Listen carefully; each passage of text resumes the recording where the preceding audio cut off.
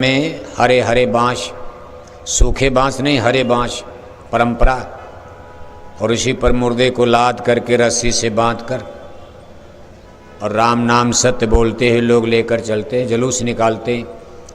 लेकिन इस जुलूस में कोई जिंदाबाद मुर्दाबाद नहीं बोलता।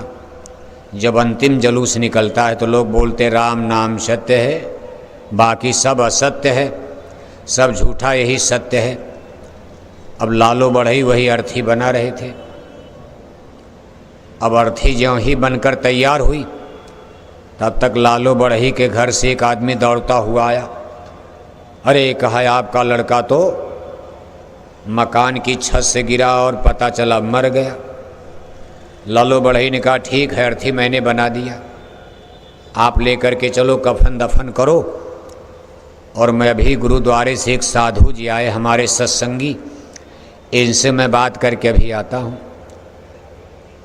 अब लालो बढ़ई ने अर्थी तो उस आदमी को दे दिया, चलो कफन दफन करो। साधु जी सब तमाशा देख रहे। जब वो आदमी अर्थी लेके चला गया तो लालो बढ़ई ने साधु जी से कहा, हाँ अब आप बताइए आपका प्रश्न क्या। तो साधु जी ने कहा, अरे भाई मेरा सब प्रश्न तो गड़बड़ हो गया, मेरी ये नहीं समझ में आया, तो नया प्रश्न खड़ा हो गया। मेरे अंदर एक बहुत बड़ा संशय पैदा हो गया है। क्या आप जानते थे कि आपका लड़का मर जाएगा? क्योंकि सूचना तो अभी आई है कि लड़का मकान से गिरा और मर गया, और आप अर्थी पहले बना रहे थे। तो लालो बढ़ई ने कहा, भाई गुरु की मौज, मैं तो नहीं जानता, लेकिन गुरु की मौज। अब देखो, मौज वाले का गुरु का भाड़ा। भाई जो मौज है, जो होना था हो गया गुरु की मौज से। साधु जी ने कहा, भाई ये कौन सी मौज है? गुरु की ये कौन सी मौज है? एक ही बेटा है आपका, घर में बहू आई विधवा हो जाएगी, शादी अभी अभी शादी भी नहीं हुई थी। कहा नौजवान बेटा मर गया, कोई बच्चा भी नहीं पैदा हुआ। ऐसी मौज? क्या सदगुरु के दरबार में ऐसी भी मौज होती है? क्या भक्ति इसीलिए किया जाता, ऐसी मौज लेने के लिए? अरे मौज का मतलब तो सुख होना चाहिए, और अगर दुख भी आए तो थोड़ा, इतना बड़ा दुख, एक ही बेटा, और अभी साल भर भी शादी हुए नहीं हुआ, और नौजवान बेटा मर गया, और आप आराम से अर्थी बना रहे हो और कह रहे हो भाई गुरु की मौज। तो लालो बढ़ई ने कहा, भाई देखो मौज ही सबसे बड़ी चीज़ है, और गुरु की मौज में ही दया है, कृपा है, आनंद है। बाकी तो जन्म मरण तो चलता रहेगा, कोई होगा। और साधु जी आप पर भी गुरु महाराज की मौज होने वाली। साधु जी ने कहा, मेरे ऊपर क्या मौज होगी? तो लालो बढ़ई ने कहा, देखो सामने जंगल में वो जो मोटा पीपल का पेड़ दिखाई दे रहा है, परसों उसी पर आपकी फांसी होने वाली। साधु जी ने कहा, तो बाबा माफ़ करो, ऐसी मौज हमको नहीं चाहिए, मैं ऐसी मौज कतई नहीं चाहता हूँ। ये कौन सी मौज और दया है? साधु जी अपना डेरा डंबर लोटा सोटा उठाए, बात है, और मैं यहाँ से भाग जाता हूँ। अब देखो वहाँ से भगे, दिन भर भगे, रात भर भगे, अगले दिन फिर भगे। भागते भागते सोचे चलो कई किलोमीटर कोस मैं दूर भाग जाऊँगा, न पेड़ मिलेगा न फांसी होगी। साधु जी भागते भागते जब शाम हुई तो थक गए, सोचा चलो कहीं आराम कर लिया जाए। अब एक तो उनको गहरी नींद आ गई, आराम करने लगे। भोर में जल्दी उठ गए, कहा एक दिन का और समय, चलो और भाग लें, इतना दूर भाग जाएं कि हमको मौत की शहजादी भी न खोज पावे, वो पीपल का पेड़ हमसे इतना दूर हो जाए कि लोग हमको ले जाना भी चाहें तो न ले जा सकें। अब देखो जब सुबह उठे तो उनको दिशा भ्रम हो गया। जैसे आदमी कभी कभी रिश्तेदारी जाता है तो मालूम पड़ता सूरज पश्चिम में है, सूरज निकलता है पूरब में, और लगता भाई आज पश्चिम में निकल गया। साधु का अनजान रात में पहुँचे थे उस जंगल में। अब जब सोकर सुबह उठे तो दिशा भ्रम हो गया। अब वो सोचे कि हम उसी दिशा में भाग रहे जिस दिशा में कल भागे, उसी दिशा में आज भी भाग रहे, लेकिन दिशा उनकी उल्टी हो गई। जिधर से भागे थे उसी दिशा में फिर वापस दौड़े। अब एक दिन पहले जितना वो चल कर गए, अगले दिन शाम तक भाग कर उसी गांव के करीब आ गए। लेकिन चूंकि अनजान एरिया जंगल था, आज की तरह से सड़क वगड़क तो थी नहीं, बिल्कुल जंगल एरिया। आते आते रात हो गई तो उन्होंने सोचा अब तो हम डबल यानी दूना मंजिल तय कर लिए, लेकिन उनको ये नहीं पता जितना कल गए उतना ही हम वापस आ गए। चूँकि रात का समय, एक जंगल दिखाई पड़ा, पेड़ के नीचे आराम से सो गए। अब साधु बेचारे उसी पीपल के पेड़ से थोड़ी ही दूर पर एक पेड़ के नीचे बिल्कुल थके मादे सो गए। रात के समय उस इलाके में एक जगह सेठ जी के यहाँ डाका पड़ गया। अब ये देखो सत्य घटना, गप नहीं है, गुरु नानक जी की सत्य घटना है। एक सेठ जी के यहाँ बगल के गांव में डाका पड़ गया। चोरों ने माल को लूटा, सब गहना सोना चांदी तिजोरी बक्सा। अब जहाँ साधु जी सो रहे थे घर घों, इतनी गहरी नींद, उनको कुछ पता भी नहीं, इतनी गहरी नींद में ये चोर वहीं बगल में अपना लाकर माल। अब इधर देखो सुबह जब गांव वाले उठे, हल्ला मचा, सेठ जी के घर में चोरी हो गई, सेठ जी के घर में चोरी हो गई। अब उसी गांव में चोरी हुई है, लालो बढ़ई के ही गांव में, वही गांव। जब गांव वाले इधर सुबह आए तो देखे साधु जी सो रहे, बगल में बक्सा पेटी अलमारी टूटा पड़ा और साधु जी के गले में सोने का हार पड़ा। सेठ जी को बुलाया गया, उन्होंने अपना हार पहचान लिया। अरे कहा भाई ये तो मेरा ही हार है। तो गांव वालों ने कहा एक चोर तो पकड़ लिया गया, लगता थका मादा था, सो गया, और ये बेचारा जाग नहीं पाया, यहीं सो गया। चलो एक चोर तो मिला। अब जब चोर मिल गया तो साधु जी पर मार शुरू हो गई और डबल मार पड़ने लगी। साधु होकर चोरी करता है, एक साधु सन्यासी आदमी चोरी करता। तब तक उधर से सिपाहियों को सूचना मिली, सिपाही पहुंच गए, पुलिस ने गिरफ्तार कर लिया। और पुलिस गिरफ्तार करके और साधु जी राजा के पास खबर गई कि हुजूर एक चोर पकड़ लिया गया। अब साधु जी पर मार पड़ रही कि और चोरों का नाम बताओ। साधु जी बेचारे सफाई दे रहे कि भाई मैं चोर हूँ ही नहीं, मैंने चोरी किया नहीं, मैं तो यहाँ सो रहा था, मैं किसी चोर का नाम जानता नहीं, मैं उस गोल का हूँ ही नहीं। लेकिन अब जब माल पकड़ा गया, उनके गले में माल मिल गया सोने का, तो लोग विश्वास, भाई झूठ बोल रहे हैं। साधु होकर झूठ बोलता, 2 थप्पड़ और पड़ता था। साधु होकर चोरी भी करता और साधु सन्यासी होकर झूठ भी बोल रहा। राजा को खबर गई कि एक साधु चोरी में पकड़ा गया। राजा ने कहा साधु भी चोरी कर लिया, इसको तुरंत फांसी पर लटका दो। यानी साधु होकर चोरी किया, इसने साधु समाज का नाम बदनाम किया, इसने धर्म को अपमानित किया, इसलिए साधु पर कोई माफ़ी नहीं है, इसको तुरंत फांसी पर लटका दो। अब देखो वही पेड़, सामने वही पीपल का पेड़ था, फांसी का फंदा उस पर लटक गया और साधु जी उस पर चढ़ने के लिए अब ले गए पुलिस पकड़कर। तो इसका फांसी का नियम होता, अंतिम इच्छा पूछी जाती।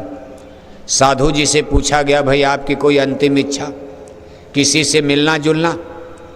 तो जब पीपल का पेड़ साधु ने देखा तब उनको होश आया, रे तो वही पीपल का पेड़। सामने देखे, दिन निकल गया तो लालो बढ़ई का गांव। साधु जी को होश आ गया तो धोखा हो गया, मैं तो उसी गांव में पहुंच गया जहां लालो बढ़ई रहते थे और ये वही पेड़ है जिसको लालो बढ़ई ने हमको दिखाया था। तो जब पुलिस वालों ने कहा भाई कोई अंतिम इच्छा किसी से मिलना, तो साधु जी ने कहा मेरी कोई इच्छा है, न मेरे बेटा न बेटी न घर न मकान न बीबी न बच्चे न कोई मिलना जुलना नहीं, न कोई इच्छा है, बस एक ही मेरी इच्छा है कि इस गांव में एक लालो बढ़ई रहते, एक बार आप हमसे उन्हीं से मिलवा दीजिए। लालो बढ़ई को बुलाया गया। लालो बढ़ई साधु जी को देखकर मुस्कराने लगे। लालो बढ़ई मुस्करा रहे और साधु देख करके टप टप आंसू गिर रहा। साधु लालो बढ़ई को देखकर रो रहे और लालो बढ़ई मुस्करा रहे हैं। अरे कहा साधु जी आप पकड़ लिए गए, अब तो फांसी पर चढ़ना पड़ेगा। तो साधु जी ने कहा भाई लालो बढ़ई, किसी तरह से गुरु साहिब से प्रार्थना कर दो मेरे लिए, क्योंकि मैं जानता हूँ कि आप गुरु भक्त हो और आप गुरु के प्यारे हो, साधक हो, भजनानंदी हो। आपकी शक्ति ताकत को मैंने समझ लिया। आपकी प्रार्थना जरूर मेरी तो नहीं होगी। मेरे जैसे दुष्ट आदमी जिसने गुरु पर विश्वास ही नहीं किया, मैं भाग कर सोच रहा था बच जाऊंगा। मेरा तो गुरु पर विश्वास नहीं था, लेकिन भाई आपका विश्वास है, बेटा मर गया फिर भी आपको गुरु पर विश्वास, और मैं फांसी के डर के मारे भाग रहा था। तो लालो बढ़ई एक बार प्रार्थना, गुरु महाराज हमको अगर बचा लें तो मैं भी मौज में अब आगे रहना सीख लूँगा। तो लालो बढ़ई ने कहा देखो प्रयास करता हूँ, मौज तो मौज है, अगर मौत ही आ गई कोई क्या करेगा साधु जी। गुरु की मौज है, मौत ही तो मौत, लेकिन फिर भी मैं प्रार्थना करता हूँ। लालो बढ़ई ने गुरु महाराज का ध्यान किया। तब तक एक पुलिस उधर से दौड़ता आया। अरे कहा भाई सही चोर फला गांव में पकड़ लिए गए, और चोरों ने कह दिया है, चोरों ने बयान दिया कि जिस साधु को आप लोगों ने पकड़ा है वो वास्तव में चोर नहीं है, वो तो हम लोगों ने उसके गले में सोने का हार डाल दिया था। उस बेचारे को फांसी पर मत लटकाना, सही चोर हम लोग हैं। तो राजा के पास सूचना गई। राजा ने कहा भाई तब साधु ये तो बड़ा बुरा हो गया होता, हमसे बड़ा पाप हो जाता कि मेरे राज में एक निर्दोष साधु को अगर आज फांसी हो जाती तो हमको बहुत बड़ा पाप लग जाता। चलो बच गए। राजा ने चोरों को भी छोड़ दिया, कहा आप लोगों ने एक साधु का जान बचाकर मुझको पाप से बचा लिया। सही आपने स्वीकार कर लिया कि हम लोग चोर हैं, साधु चोर नहीं है। उन चोरों की भी छुट्टी हो गई। इधर साधु जी को भी फांसी के फंदे से तुरंत उतारा गया। अरे कहा भाई इनको फांसी पर मत चढ़ाना, रोको रोको। इसके बाद साधु जी लालो बढ़ई का चरण पैर पकड़ लिया। अरे कहा लालो बढ़ई आज आपने दया न किया होता तो मैं तो बिना मेहनत के मारा जाता, बेकसूर बेगुनाह। इतने जूते चप्पल मेरे ऊपर परसे हैं, इतना लोगों ने डंडा बजाया, जो आया सो मारा मुझको।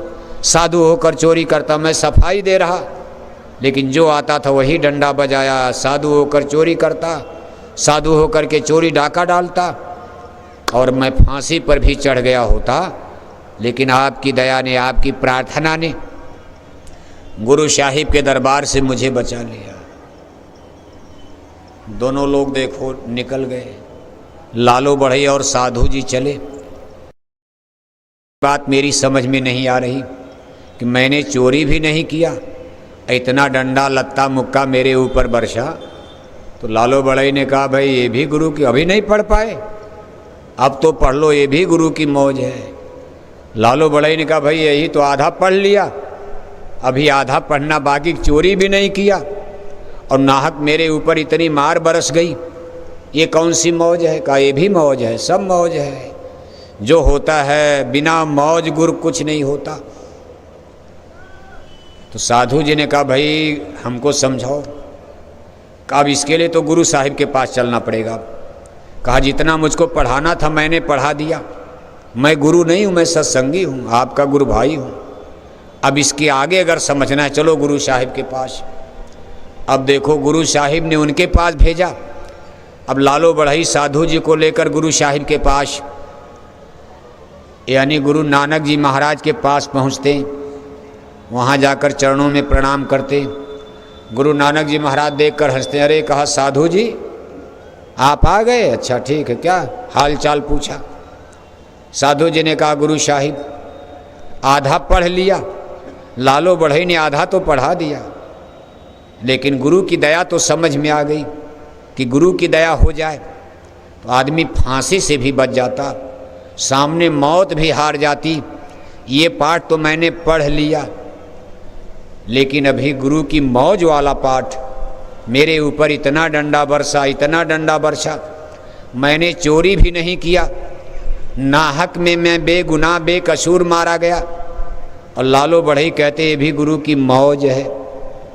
तब गुरु नानक जी महाराज ने कहा, बेशक लालो बड़े सही कहते, ये गुरु की मौज, और इसको मैं समझाता हूँ। तब गुरु साहिब ने कहा, देखो तुम पिछले जन्म में एक बहुत बड़े बादशाह थे। देखो उस साधु को बता रहे हैं, तुम पिछले जन्म में एक राजा थे, लेकिन एक बर्बर राजा थे, दुष्ट राजा, अत्याचारी राजा। तुमने कितने औरत, कितने बच्चे, लड़ाई में, युद्ध में तुम औरतों बच्चों को भी मार डालते थे राजपाट के लिए। अब यह है कि किसी जन्म का पुण्य जागा, तुम फिर मनुष्य बन गए, साधु बने, सन्यासी बने, लेकिन पिछले जन्म का ये पाप का बोझा तुमको नरकों में जाना पड़ता। लेकिन आज तू मेरी संगत में आ गया, जिस चीज़ के लिए तुमको कई जन्म नरक भोगना पड़ता, मैंने तेरे कई जन्मों का ये पापों का बोझा एक एक जूता, चप्पल, डंडा मार मार कर कितने लोगों ने तेरे कर्मों का भुगतान कर दिया, एक एक सूली का कांटा हो गया। नहीं तो नरक में तू कितना जलाया जाता, मारा जाता, काटा जाता। नहीं नरकन में अति दुख पई हो, अगिन कुंड में छिन छिन दही हो, वही विपदा में कौन सहाई, सदगुर साथ किया ना भाई, बिना सदगुर बिना न कोई बाँचे, नाम बिना 84 नाचे। इसलिए तेरे ऊपर मौज हो गई, दया हो गई। तेरे इस भारी पापों की गठरी को एक एक डंडे बजाकर, जूता बजाकर, चप्पल मारकर, मुक्का मारकर तेरे पाप उतर गए कई जन्मों का। अब तू नरकों में नहीं जाएगा, सत्य मान ले, कभी नहीं जाएगा। तुमको फिर मानव जन्म मिलेगा। अगर भक्ति कर लिया, गुरु की पूरी मौज पढ़ लिया, इसी जन्म में पार कर दूंगा। नहीं पढ़ पाओगे, अगला जन्म फिर मनुष्य का मिलेगा। लेकिन बिना ये पाठ पढ़े हुए तुम मुक्त नहीं हो पाओगे। यानी गुरु के भाड़े में जब तक रहना नहीं सीख लोगे, तब तक तेरा जन्म मरण नहीं छूटेगा। छूटेगा कब? गुरु के भाड़े में जे रहिया। कहा जब गुरु के भाड़े में रहना सीखा, तभी ये जन्म मरण का बंधन टूटता है। कहा महाराज ये तो मेरी समझ में, चलो मैंने पाप किया था,